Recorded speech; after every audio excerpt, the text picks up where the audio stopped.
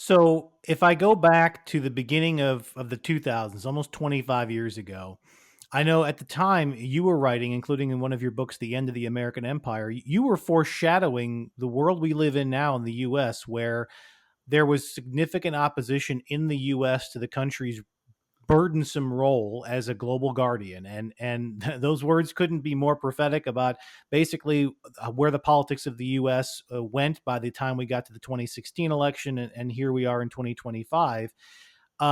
So you kind of saw this coming. You saw that the United States was getting tired of its role as the peacekeeper of the world, as the arbiter of affairs around the world, that the American public was getting tired of this role and would start to pull itself back.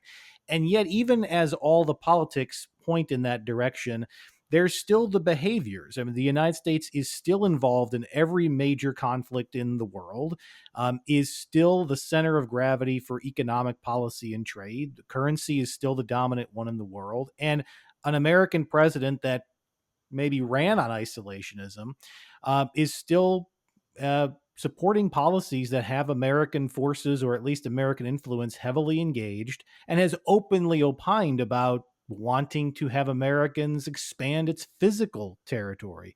So, how do you assess the politics of the American public today with words and politicians that advocate for this idea of isolationism, but an awful lot of actions that really don't match that and make it seem like America is as engaged internationally as it's ever been? Well, Brian, I was in the U.S. government in the 1990s, soon after the end of the Cold War. And it was quite striking to me how quickly the American public lost interest in the rest of the world. Uh, Coverage of foreign affairs in the media, broadcast and print, nosedived. And I was working in the National Security Council in the White House, looking and watching President Clinton try to decide whether to get involved in the Balkans. As you recall, the Yugoslavia was falling apart in quite bloody fashion at the time, and there was great reluctance in the White House, in the Pentagon, in other quarters to do so. Eventually, the U.S. did engage, and there was a bombing campaign in Bosnia, and then in '99 in Kosovo to end the conflict there between largely a Serbian Yugoslav army and ethnic Albanians. But it was quite interesting to me, having grown up during the Cold War, when there was almost a taken for granted internationalism. That is to say, if there's a problem, America's going to send out the fire trucks, to an America where people were saying, well, wait a minute, is this our problem? Haven't we done enough in defeating the Soviet Union? Can't we have a respite and a peace dividend?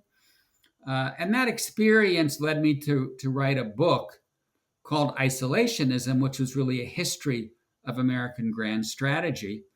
And I have to say that when I started working on that book, I was quite struck by much of what I was reading, because the America that I saw pre Pearl Harbor, pre World War II, bore very little resemblance to the America that I grew up in as a kid and as an adult.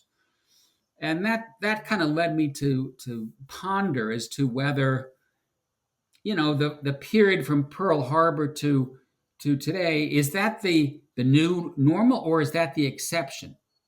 And is the United States perhaps going to cycle back to a not necessarily an isolationist posture, because I don't think you can pull out of the world today in the same way that we did in the 19th century. But Trump's America First is really about that. It is in some ways an effort to go back to an American grand strategy that is much more protectionist, that is much more neo-isolationist, that is much more anti-immigrant than we've been for quite a long time. And it very much resembles the posture that the United States took during most of its history, really from the founding era until we entered World War II. But, you're right to point out, Brian, that it's hard to pull out. You know, uh, Trump said, "I'm going to end the war in Ukraine. We're going to stop the flow of weapons to Ukraine." And guess what? The war is going on, and Trump is coming around to the idea that the only way he's going to end this war is by sending more help to Ukraine. He was going to end the war in Gaza, and he did help get a ceasefire. But now we have violence in Gaza, starvation in Gaza, and so the world just won't play along. The world won't let the United States go. I still do believe that over time you are going to see an America that lightens its load.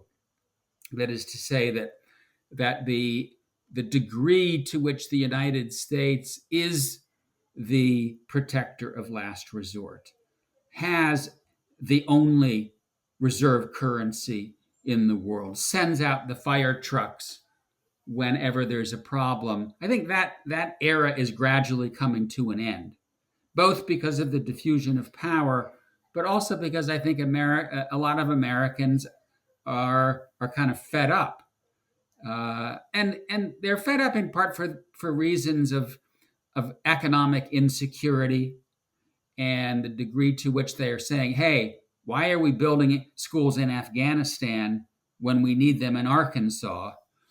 But I also think they're fed up because the United States has made a lot of mistakes, and after 20 years of what we call the forever wars, right? Afghanistan, Iraq, Syria, Libya cost $6 trillion, didn't produce a whole lot of good. I think many Americans are saying, "Hey, it's time to ease off and focus on the home front."